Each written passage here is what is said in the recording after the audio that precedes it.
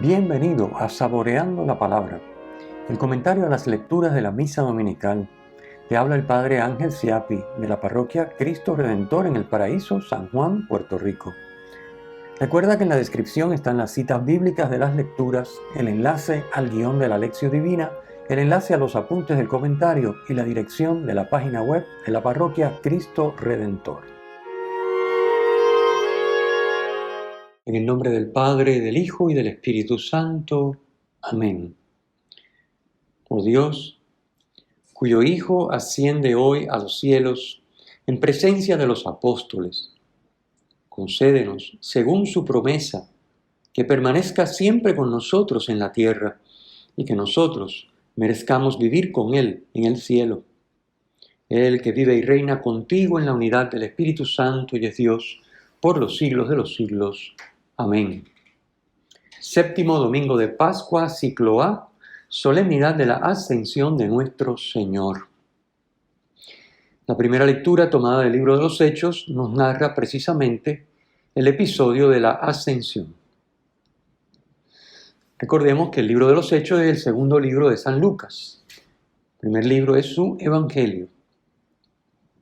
El Evangelio narra la vida de Jesús, como nos dice el versículo 1, desde el comienzo hasta el día en que fue llevado al cielo. Teófilo significa amigo de Dios. El Evangelio termina con la resurrección y allí las apariciones duran un día, puesto que Jesús asciende el mismo día de la resurrección. Así lo encontramos en Lucas capítulo 24, versículos 50 al 53. En Hechos, las apariciones del resucitado duran 40 días. Lo encontramos en el versículo 3 de la lectura de hoy. Estas apariciones son la prueba de que Jesús ha resucitado y está vivo. El número 40 en la Biblia significa una duración suficiente para alcanzar el fin deseado. En este caso, el fin deseado es que el resucitado se aparezca a los 11 y a otros discípulos, de modo que puedan ser testigos de esta verdad en la que se apoya nuestra fe. La fe no sería razonable sin evidencia de que Cristo está vivo. Voy a citarles de la catequesis de San Juan Pablo II del 12 de abril de 1989, un párrafo que es muy iluminador. Comienzo la cita. Sin duda, el tiempo de Jesús resucitado pertenece a un orden de medida distinto del nuestro. El resucitado está ya en el ahora eterno, que no conoce sucesiones ni variaciones. Pero en cuanto que actúa todavía en el mundo, instruye a los apóstoles, pone en marcha la iglesia, el ahora trascendente se introduce en el tiempo del mundo humano, adoptándose una vez más por amor. Así, el misterio de la relación eternidad-tiempo se condensa en la permanencia de Cristo resucitado en la tierra. Sin embargo, el misterio no anula su presencia en el tiempo y en el espacio. Antes bien, ennoblece y eleva al nivel de los valores eternos lo que Él hace, dice, toca, instituye, dispone. En una palabra, la Iglesia. Por esto, de nuevo decimos, creo, pero sin evadir la realidad de la que Lucas nos ha hablado. Ciertamente, cuando Cristo subió al cielo, esta coexistencia e intersección entre el ahora eterno y el tiempo terreno se disuelve y queda el tiempo de la iglesia peregrina en la historia. La presencia de Cristo es ahora invisible y supratemporal, como la acción del Espíritu Santo, que actúa en los corazones. Cierro la cita. En la lectura de hoy, en el versículo 5, Jesús le indica a los 11 que aguarden en Jerusalén la promesa del Padre, el envío del Espíritu Santo. Esa es la promesa. En esa promesa, en ese Espíritu Santo que el Padre va a enviar, van a ser bautizados, dice el versículo 5, bautizados, que significa sumergidos. La palabra bautizar significa sumergir. Así que los 11 van a guardar el envío del Espíritu Santo para ser sumergidos en el Espíritu Santo. Ellos preguntan por la restauración del reino de Israel, en el versículo 6, según la visión judía de un Mesías que devolvería la soberanía y el esplendor al pueblo elegido, el pueblo de Dios. La respuesta de Jesús rectifica esta concepción. El proyecto de Dios no se dirige a un pueblo, sino al mundo entero. Todos estamos llamados a formar parte de ese pueblo de Dios. Por eso, la misión que les encomienda a ellos y a nosotros es ser testigos de Cristo hasta el confín de la tierra. Versículo 8. En el versículo 9 encontramos, fue elevado al cielo hasta que una nube se lo quitó de la vista. Nos dice San Juan Pablo II, en esa catequesis del 12 de abril de 1989, y cito: Cristo pasa al estado de glorificación en Dios. El primer significado de la ascensión es precisamente este: revelar que el resucitado ha entrado en la intimidad celestial de Dios. Lo prueba la nube, signo bíblico de la presencia divina. Cristo desaparece de los ojos de sus discípulos, entrando en la esfera trascendente de Dios invisible. Cierro la cita.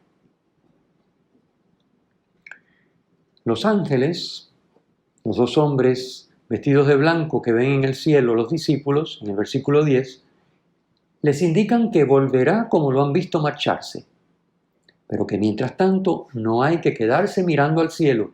Versículo 11. Es el tiempo de la misión, pero una misión que parte de una vida en comunión con el Señor Jesús. No se puede anunciar el Evangelio, o sea, no se puede ser testigo de Cristo sin vivir en comunión con Él. El evangelista Juan nos dice que hay que permanecer, es la palabra que utiliza Juan, permanecer en Cristo. Con esto indica, hay que habitar en Él. Lo que se consigue guardando el mandamiento nuevo. Juan capítulo 13, versículo 34. Mandamiento que resume todos los mandamientos en uno solo: amarnos unos a otros como Él nos ha amado. Como dice Guillén, ni quedarse mirando al cielo, ni olvidarse de mirar al cielo. Pasemos a la segunda lectura. Segunda lectura tomada de la carta de San Pablo a los Efesios. Nos dice que el poder de Dios resucitó y glorificó a Jesús.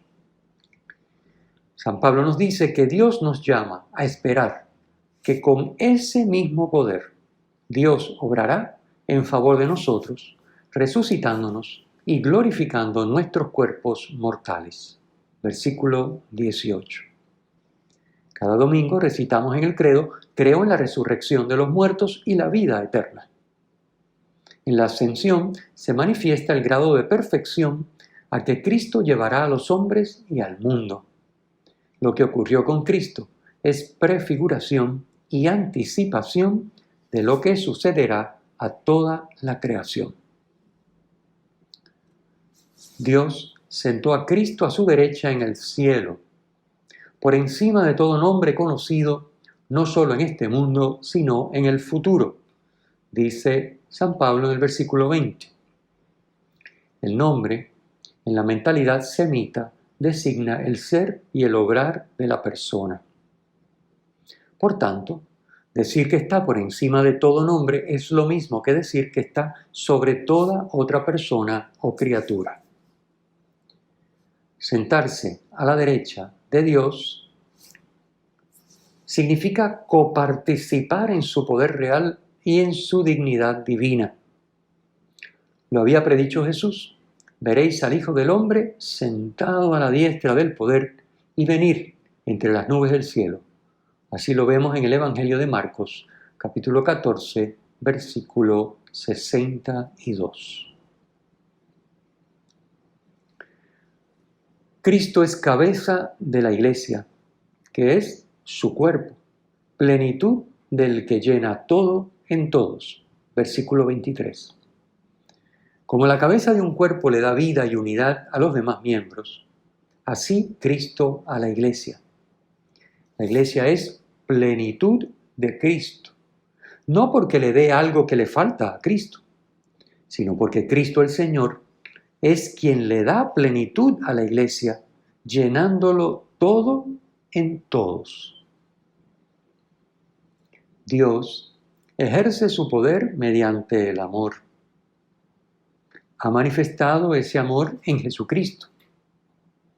A partir de su ascensión, Cristo quiere manifestar al mundo este poder del amor por medio de la Iglesia, que es su cuerpo. Pasemos al Evangelio. El texto de hoy es la conclusión del Evangelio según San Mateo, porque estamos en el ciclo A. Jesús no inicia su ministerio público en Jerusalén, sede de la autoridad religiosa y lugar donde ubica el templo, que es la morada de Dios en medio de su pueblo.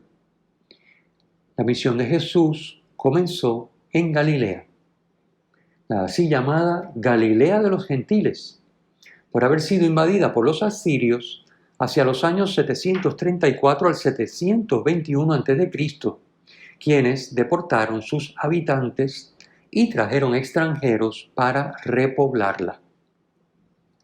Galilea simboliza la desesperanza y la falta de futuro, a las que Jesús devuelve la ilusión y la esperanza.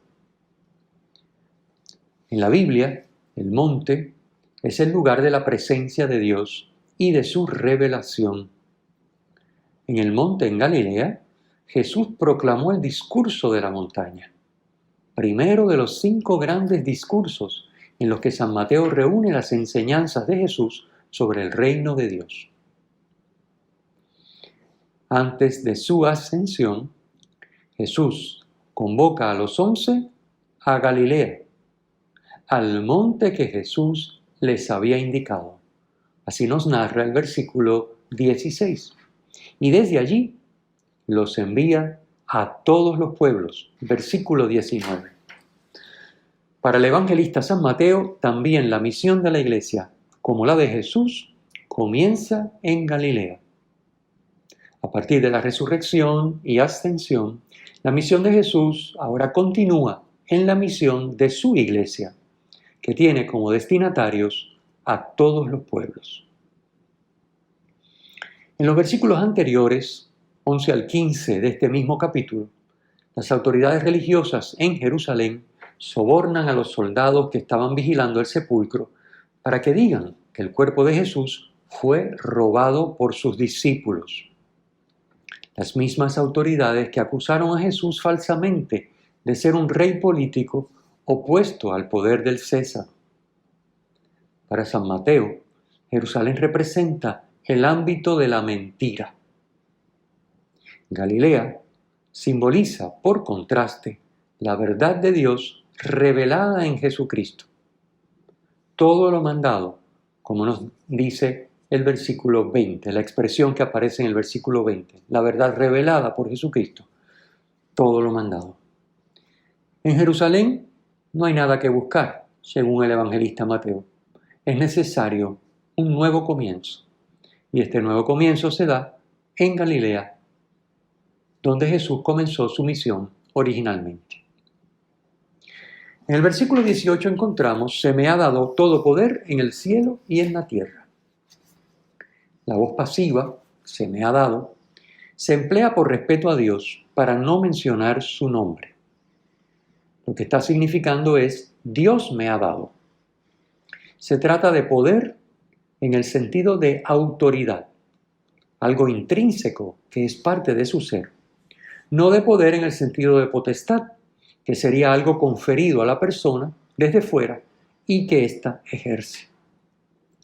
La potestad que las autoridades religiosas ejercen sobre el pueblo queda sustituida por la autoridad propia de Dios que se manifiesta en Cristo con su resurrección. Con la resurrección, Dios ha mostrado el valor universal que tiene Jesús. Todo ser humano puede ser su discípulo. El evangelista hace constar la dificultad de los apóstoles para aceptar la resurrección del Señor. Ellos se postraron, los 11, pero algunos dudaron, dice el versículo 17. Recordemos que la postración es un gesto de adoración. Lo reconocen como Dios, eso es lo que significa postrarse. Pero algunos dudan, es difícil aceptar. Un Dios hecho hombre que ahora resucitado vive y ha trascendido tiempo y espacio, aunque son capaces de captarlo y de verlo. No es fácil. Para nosotros ya eso es algo normal y que entendemos desde niños cuando nos bautizaron y nos catequizaron, pero no es fácil esa experiencia, por eso es muy realista ese comentario del evangelista, que aunque se postraron, algunos dudaron. La misión de los 11, o sea, de la Iglesia, es hacer discípulos a todos los pueblos, bautizándolos en el nombre del Padre y del Hijo y del Espíritu Santo, enseñándoles a guardar todo lo que os he mandado. Así lo consigna San Mateo en los versículos 19 y 20. La misión de la Iglesia es hacer discípulos a todos los pueblos. El discipulado es vivir en estrecha relación personal con Cristo Maestro. A diferencia de los rabinos de su época, para Jesús la doctrina está supeditada al seguimiento de su persona, a compartir su proyecto de vida. Como indicamos al comentar hoy la primera lectura, bautizar significa sumergir. Y como explicamos al comentar la segunda, el nombre es el ser y el obrar de la persona. Así pues, el bautismo exige la catequesis para que el sacramento se haga vida poniendo en práctica todo lo que enseñó Jesús, logrando que el cristiano viva sumergido en la Trinidad. Así se evita el peligro de convertirlo, de hacer que el bautismo sea un rito vacío, sin ningún tipo de vinculación con la vida.